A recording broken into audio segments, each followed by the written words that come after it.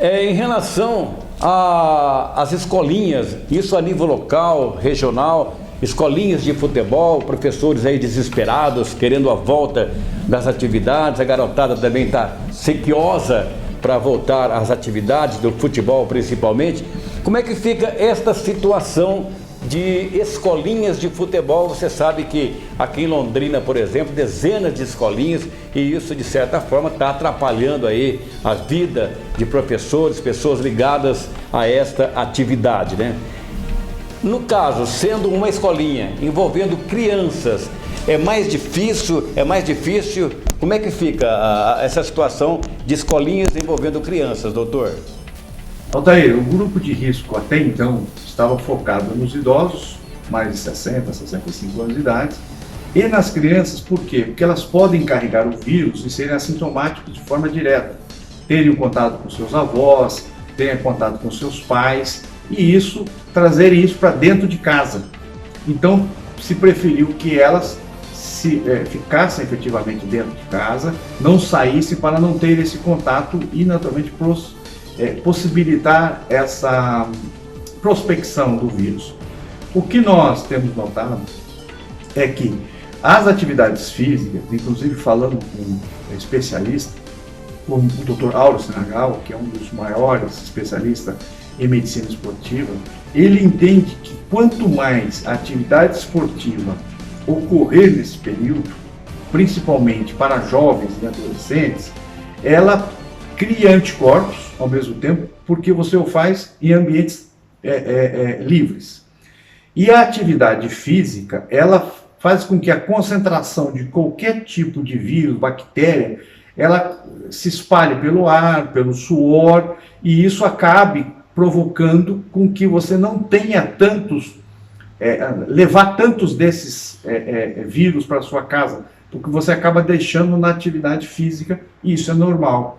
Então, ouvindo especialistas, eles acreditam que a atividade física nesses segmentos, desde que não sofram aglomerações, elas podem retornar, mas nós sabemos da dificuldade, às vezes, dos próprios professores de fazer esse controle, porque necessita de um controle mais eficaz, deixando espaços mais abertos, evitando que as crianças façam aglomerações, para que, se alguma estiver assintomática e venha ter contato com outros, não leve isso para dentro de casa, e aí, naturalmente, a pandemia vai se instalar em definitivo. Mas a atividade ao ar livre, a atividade física constante, principalmente dos jovens e adolescentes, ouvindo especialistas, ela se faz necessária nesse momento, principalmente para você se desfazer desses vírus, bactérias, enfim, qualquer tipo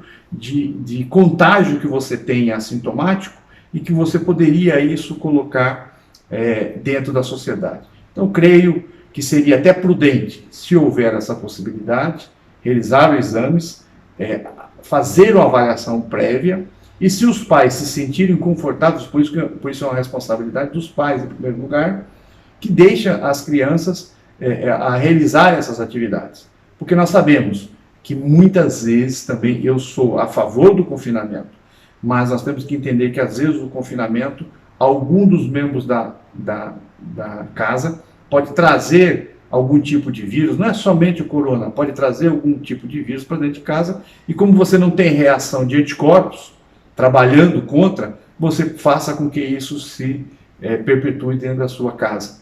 Então, acredito que seria prudente começar a fazer atividades reguladas, mas seria prudente, porque nós já estamos num estágio muito avançado e podemos dizer que, se existiam pessoas com a maior gravidade e com a quantidade maior de vírus, isso já naturalmente já se estabilizou.